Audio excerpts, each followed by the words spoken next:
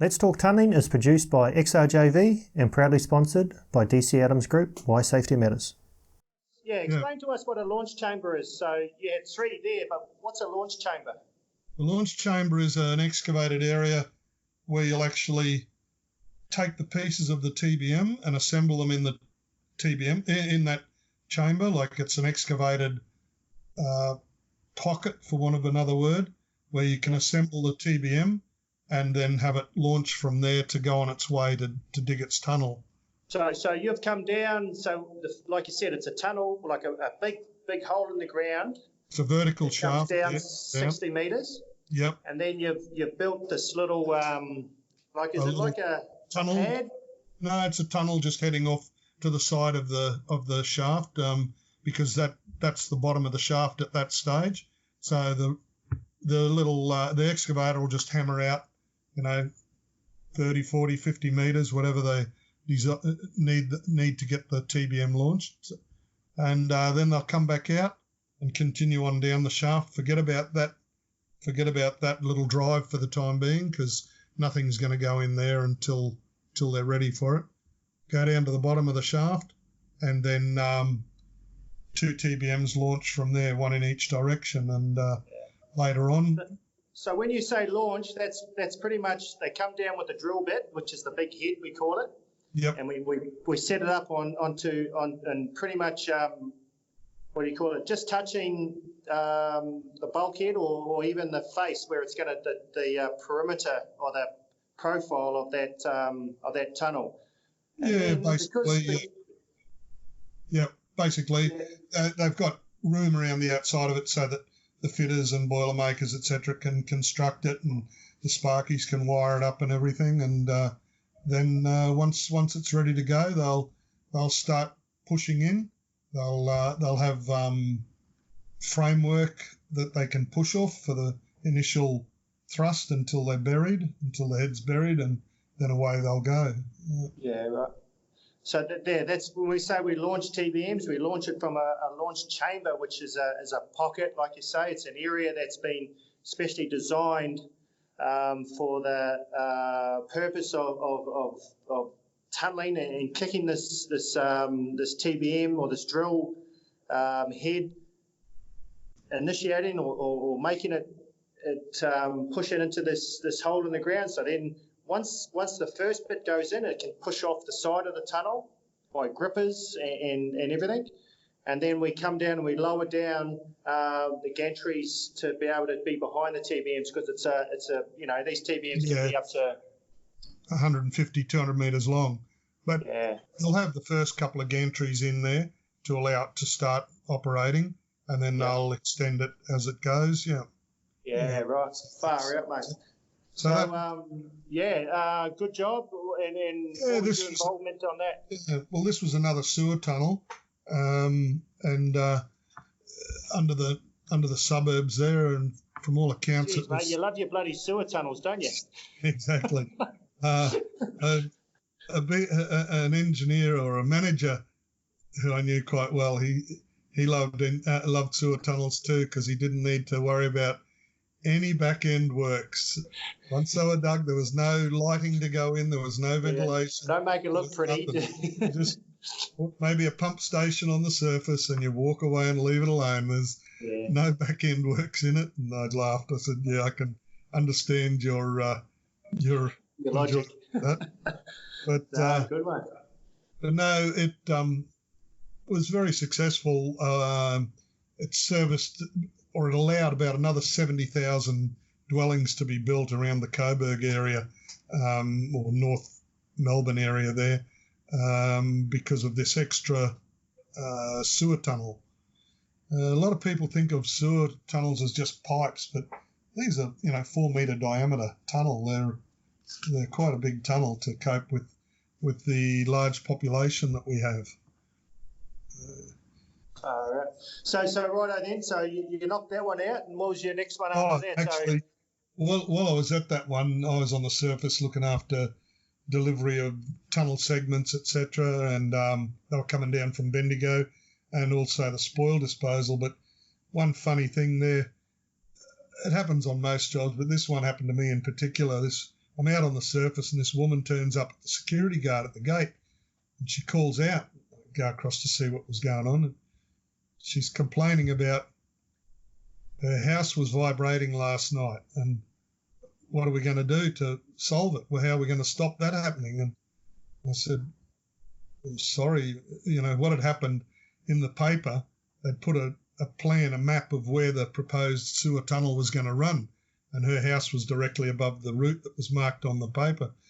But we'd only dug down the shaft about 30 metres. The TBM was still wrapped in white plastic up on the surface. And nowhere near it.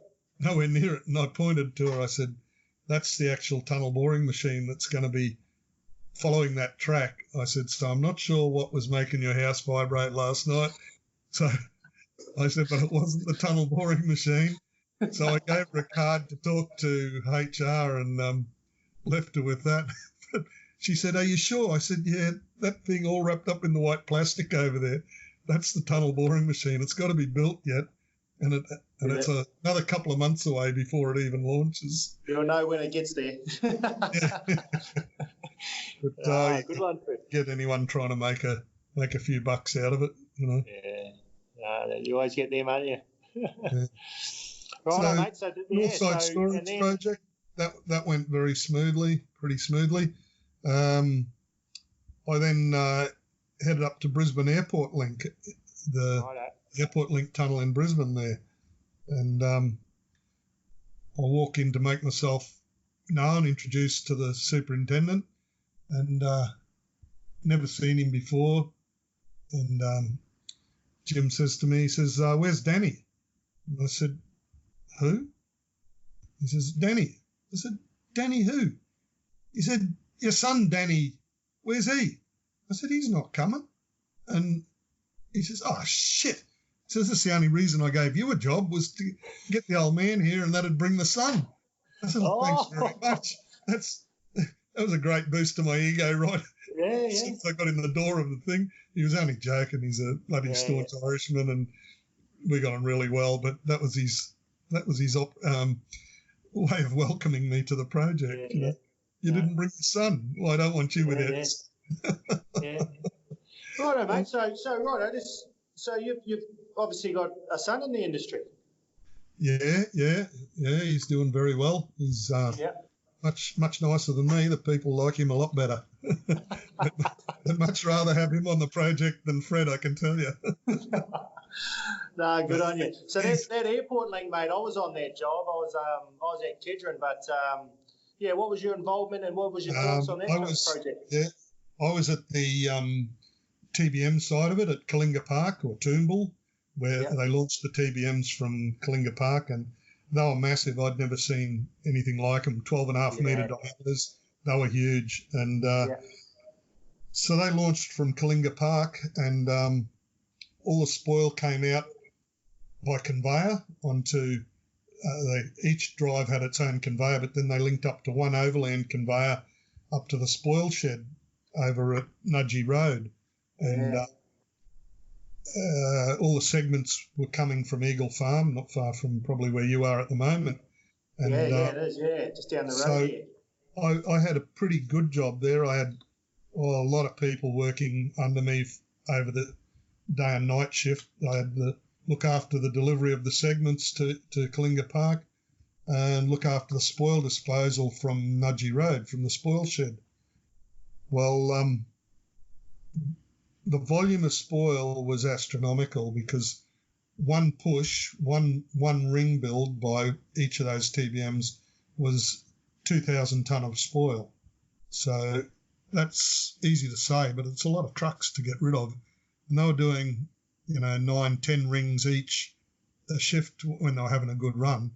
So we were talking astronomical numbers of tonnage to move.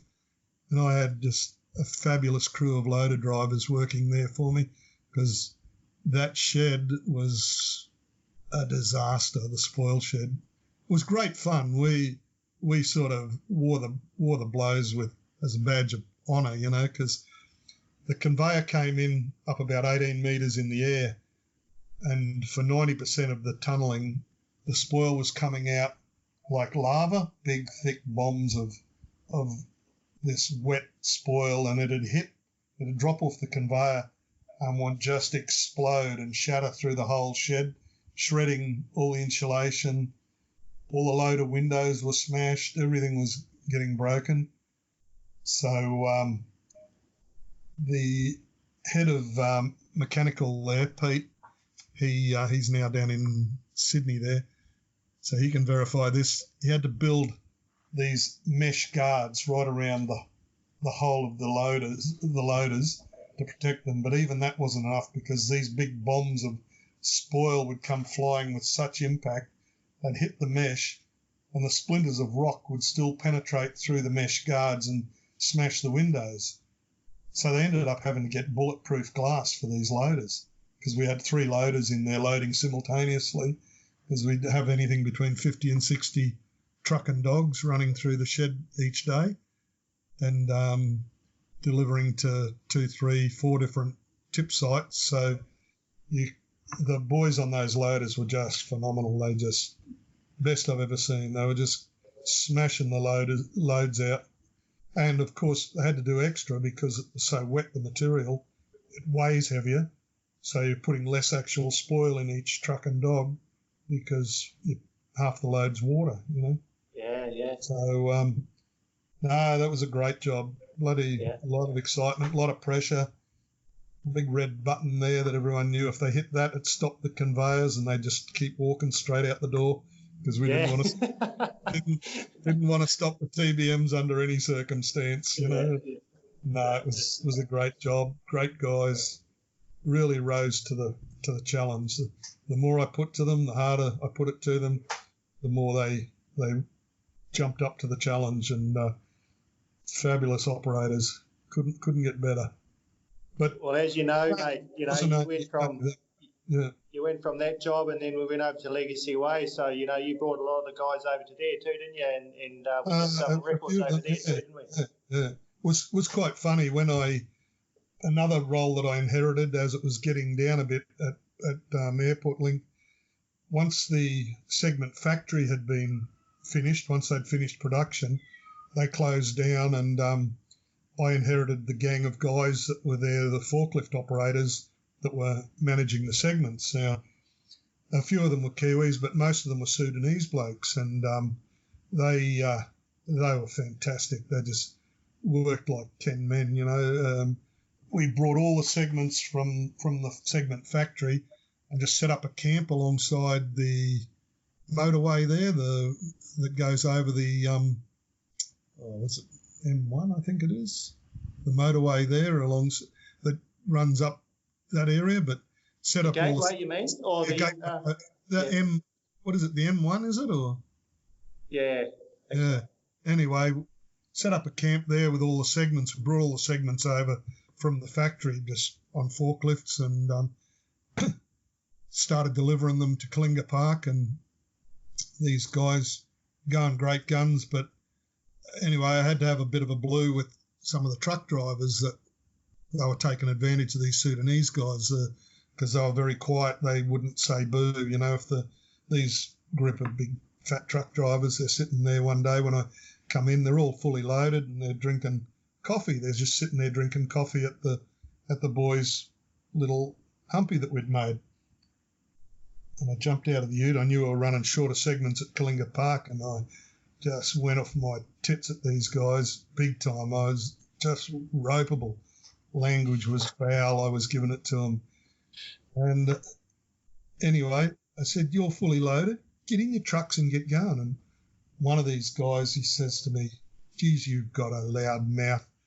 I'd love to fucking shut it for you." And I said, "Yeah, I have got a loud mouth." I said, "I have." I said, "You go right ahead. Shut it." And all the Sudanese guys are standing there staring. I said, "I'll give you the first 2 punches. Right on the nose. Go for it. Hard as you like. Make it really good. But before you do," I said, "just remember, when we go to court, I'm a little old guy in the wheelchair getting wheeled in with the oxygen tank on my back because my nose is so smashed, and I got the artificial shoulder, my arms in a sling, my artificial legs busted, my hips busted where you belted me that hard." And the guy just looked at me, and he's got all his mates standing there. He says, "You're mad." I said, I am. Now, you remember it. Get in your trucks. Don't ever step foot in these blokes' camp again. You do not touch their coffee. You do not touch their tea, their sugar, their milk. And these Sudanese guys are looking at me. Wow, first guy that's ever stood up for them, And I said, "Now, get in your trucks." "Well, we can't even have a coffee here." I said, "No." I said, "Get in your trucks. The boys will load you. They'll put the steel beams across the top of your segments, but you dog them down." "Oh, no, we've always had them dog them down." I said, "That stops as of today."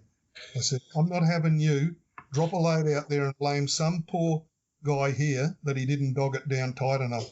I reamed these guys so bad, and the Sudanese just thought I was stark raving mad, and they loved me because I was the first guy that ever stuck up for them, and I made this great big guy, about 6'8". John was his name. He had hands like baseball mitts. I said, "You're the leading hand, John. You're the boss man here." I said, "You have any trouble with these blokes again, don't you do anything. Just ring me and I'll sort it." Oh, "Yes, Mr. Fred." "No, Mr. Fred." I said, "No, it's just Fred. It's just Fred." And they were sensational guys. I loved them. And I said, "You run short of anything, toilet paper, milk, coffee, ring me. I'll bring it over. I've got a ute." I said, "I'm always circulating around from Kalinga Park, Nudgee Road, Eagle Farm. Just ring me with whatever you want." Well, they worked like crazy after that. They thought I was wonderful. And towards the end, we're starting to run out of segments and getting lower and lower. But we're cleaning up as we go, getting rid of everything. And one of these Sudanese guys comes up to me and he says, "Oh, boss, when we get in the sack?" I said, "What do you mean, get in the sack?" He says, "Well, not much more segments." And I'd already spoken to Jim, the general superintendent over at Kalinga Park, and he wanted more guys on a permanent bull gang down in the tunnel. So we'd already teed up for these guys to go there. I said, no, guys. When this is finished, I said, "You're coming over to the tunnel. You're going to work in the tunnel. You'll get a pay rise because you won't be on whatever they called that rate they were on there as civil workers. Yeah. You'll be tunnel workers. You'll get a pay rise." Oh, well, they thought I was the next best thing to Jesus Christ, They thought I'd It's that lotto organised. ticket. They thought I'd organised it all, but no, they were fantastic guys. And Good on then you. I said to this guy, I said, "Mate," when they did come over and start working in the tunnel, they still kept contact. They still kept saying good day when they came out. And he said to me, "How long are we here for?" I said, "You'll be the last people here." I said, "You'll be painting the white line down the middle of the bitumen when they're finished." I said, "You are the last people to do the final cleanup." I said, "I'll be gone. They'll sack me long before you guys." No, you're the boss. You can't be sacked."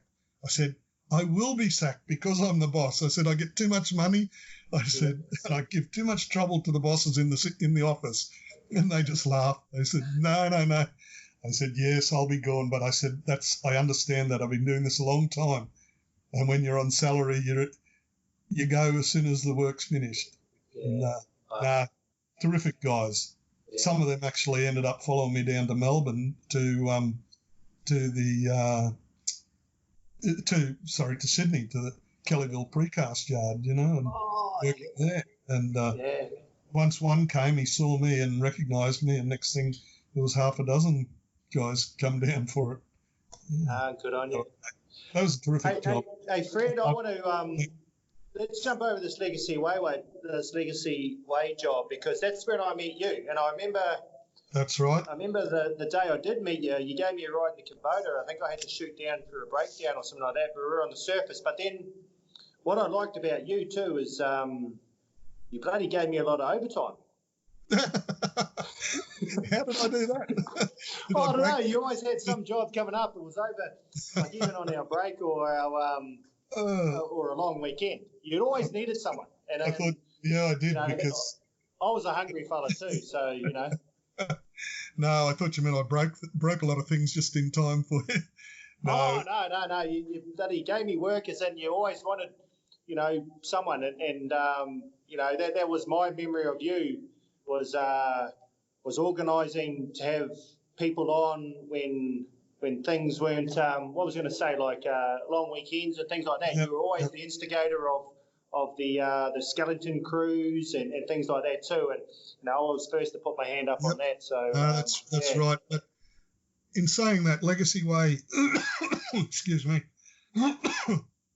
was another road tunnel, basically linking into Airport Link and following on out to the airport. But that was a great job. I had a very cushy number there. They brought me in just as a weekend supervisor to let all the other foremen and supervisors have a little bit of time off. And Jeff, the general superintendent there, I had an arrangement with him. He wanted time off. That's fine. He could call me at any time, Saturday or Sunday. I worked every weekend for an update of how things were going. And I would only call him if an incident had occurred that related to safety or production. Yeah. Otherwise, he'd hear about it on Monday morning when he came back in. And that just worked fine. It was great. That was a terrific job. I flew back home to Townsville every second weekend, and that's not every second weekend. My weekend was Monday, Tuesday, Wednesday. I'd work Thursday, Friday, Saturday, Sunday, and well, that's what I mean. Like you were always there over that, that weekend period, and that's what I remember you as. And like I said, you always had stuff for us to do, which was good. And yeah, so that's interesting. I'm going to ask you a bit about. You're right. That job was probably one of the best for cohesive working between the mechanical and the electrical team. Whether it was fitter, boilermaker, or sparky.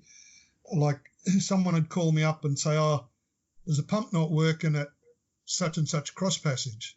"Oh yeah, what is it? Electrical or mechanical problem? Is it blocked?" No, I think it's electrical. And you'd be near the fitter's workshop. You'd say, "Oh, such and such, grab a sparky, both of you go down together, and that way it's hammered in without you going down for a wasted trip and then getting a sparky." And that just worked brilliantly. It was a terrific job for that. The camaraderie was terrific there between the sparkies and the mechanical team, and I agree, mate. Like, what, I said it earlier on another podcast when they mentioned Bruno and our tunnel foreman there. And Bruno, to me, or Buddha actually, Peter Burnett actually talked about Bruno, but I was on TBM1, so I was on his crew, and I was a TBM Sparky, but exactly right, mate. Like we had a great connection and a great bond with the fitters and the whole maintenance crew and the tunnelling crew as well. Like like I was an ex-tunneler that had gone into a trade, but still loved the tunnelling processes and everything as well. So it was only natural for me to go down the hole and get on the TBM. But exactly right, you were saying we connected really well, we worked really well, and I suppose, and this is the thing about the Brisbane job, especially Clem 7, Airport Link, and then Legacy Way. We were really lucky because we had a good 3 projects that hit, one after each other, and we had been together for quite some time, and we knew each other. We knew how each other worked. We knew how we thought, and to be honest, we'd almost got it right. We had got it right by Legacy Way, I thought anyway. Personally, I thought we had got it right by Legacy Way. Legacy Way was a terrific example of, great production. There was so much spoil coming out all the time, and everyone was working well together. It was good. That was the first time I'd worked for foreign companies. All the rest have always been, Australian-based companies, and I didn't know how it would go, and it worked really well. They were terrific to work for, I thought. Mate.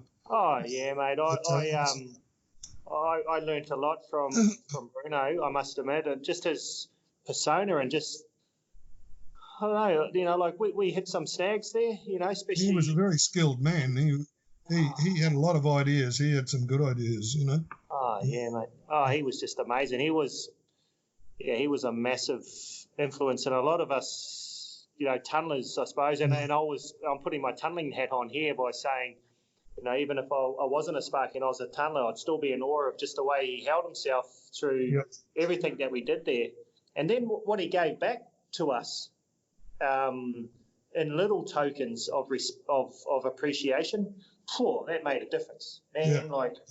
And they were only small gestures, but it really made a difference to people like myself. And I idolise people like that. So Right, Fred, we're gonna head down from that job. We're gonna head down to Sydney because because there's a few questions here I just want to hit you up on, and that's purely because of your experience and everything like that.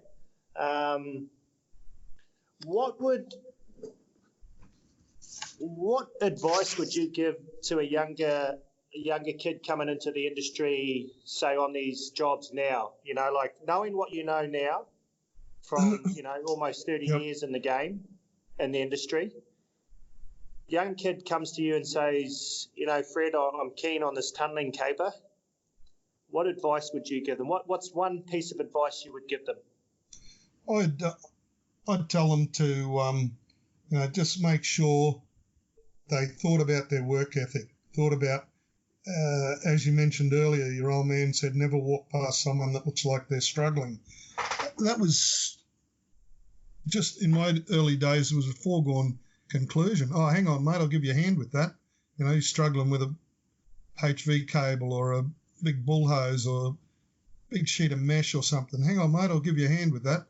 But so many times nowadays you'll see someone just sitting in a dump truck watching out the window of a person struggling to move a HV cable on his own instead of jumping out and going and giving him a hand. So I'd be saying to the new guy, think about what you're doing.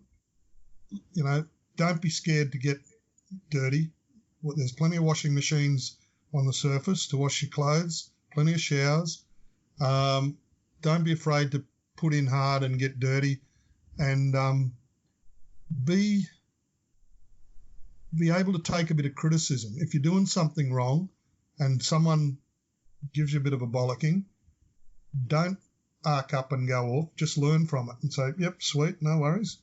And just remember, when I was coming through, there was some legendary superintendents that for, legendary tempers and firecracker go-offs, and so I'd be telling these young guys, a lot of it's changed, a lot of it's a more mellow approach now, but every so often a superintendent will still spit the dummy. Don't be put off by it. An hour later, if you've fixed it up and done the right thing, it's all over and done with and forgotten about, So just learn to bite your tongue and give it your best shot, because this industry is one that will really reward you for effort. The number of guys I've seen on one project, they'll be a leading hand. Next project, because they've done such a great job, they're a foreman. Or even on the same project, they'll get stepped up to a foreman. And so this is one industry that really does reward effort and initiative, Yeah, good on you, Fred. No, that's awesome, mate. And so what? Another question I wanted to ask you was, what do you think? What's a significant change that you've seen in tunnelling over the years that you've been, especially way back when you started to the latest tunnel you were on before you retired? What's been the biggest change? Probably the biggest change is the amount of women coming in to actual underground roles. I know in some projects there's actually women tunnelling, but I haven't struck them. Most of the women I've come across in recent times have been engineers, surveyors.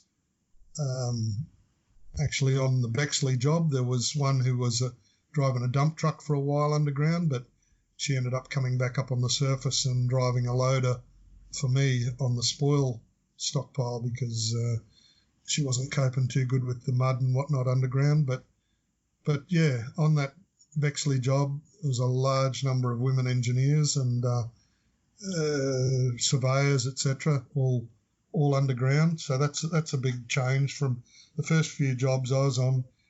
To my knowledge, there wasn't even a woman in the office, and that it was just strictly a male-dominated industry. And I guess probably the first woman I saw underground was on Melbourne's CityLink project, and she was an Aggie driver, came down, this woman Aggie driver, come down from up on the surface with a load of concrete. And whoa, okay. I just toned it down a bit, you know. Yeah. But nowadays, every job, there's a lot of women on it, and fair enough, if they can do the job, I got no problems with that at all. That's the way of the world these days, you know. And so, as I say, That's awesome, Craig. and also in like that's just an easy thing to observe, but the changes have been huge in environmental and safety aspects as well. People often are really amazed to find that I am environmentally friendly. They always thought I was a bit of a firecracker and just wanted to make things happen regardless. But no, I do have a great deal of respect for the environment. And on this last main construction job, excavation job at Bexley, for example, we had enviros coming from all over the place, taking photos of the site and asking questions because they couldn't believe that we were right on Bexley Road, 2 spoil sheds there, and there wasn't a grain of spoil out on the road, and we never had a wheel wash. And they kept saying, "Where's your wheel wash?" I said, "I can't stand them. They're just liquid mud. The trucks run through a tub of mud and drag it straight out on the road. And then you guys are ringing up wanting us to get pressure cleaners and street sweepers out there." I said, "We're coming in off asphalt onto concrete, out of concrete onto asphalt." I said, "There's no reason to have a skerrick of dirt out there." The loader driver, we trained him to backblade and keep his area spotlessly clean. And these enviros, they were wrapped. We actually made the cover of some Enviro magazine, and some heading on it, I can't think what it was, but it said something about every site needs a Fred. Well, it wasn't Fred doing the cleaning. It was Fred's guys that were doing the cleaning, you know, but... but you managed it, mate. You know, you got to take some credit. And so, yeah, I do think of the environment and safety. Safety's come an enormous distance, you know. The early days there, if something went wrong up in the Crown, get in that excavator bucket, get up there and change that, you know, and 30-ton excavator takes you up in the bucket and you're shitting yourself, hanging on for grim death. And nowadays, you'd both be sacked, and the foreman would probably be sacked for having let it happen on his shift, you know. And but that's the sort of shit that went on in those days, you know. Yeah. And so no, there's been some very positive changes in the industry. Yeah. Well, that to me, you know, and obviously you know what I've been doing over the last couple of years with Why Safety Matters, and that's one, I suppose, area that I've tried to try to make some difference as well around that safety aspect, and you know how we used to do it. Okay, you know, we got away with it, or you know, most of the time, but there was that one time that we didn't, and you know, so you know, but to bring. Now, I'm only one person in this game, and you know, to be able to get it from people like yourself, this is why I wanted to do this. You know, Let's Talk Tunnelling is something that we can just openly talk, and you know, how we did it 20, 30 years ago.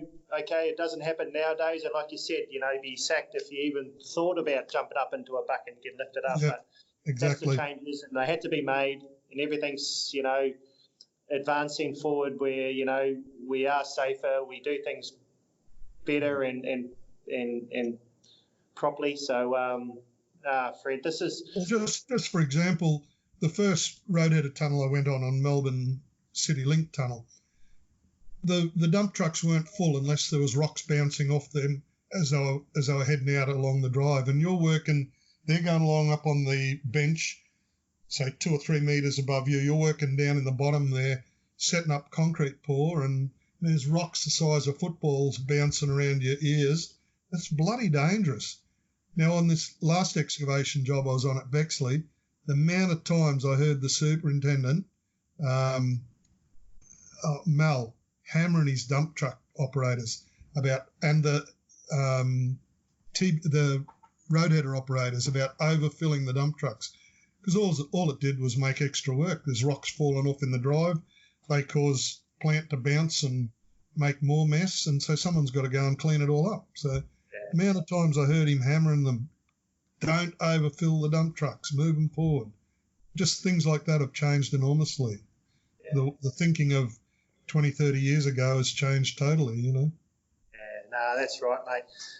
Well, Fred, like I hammered you with a few questions, but you've just come back with an absolute brilliant podcast for me, mate. I'm absolutely stoked.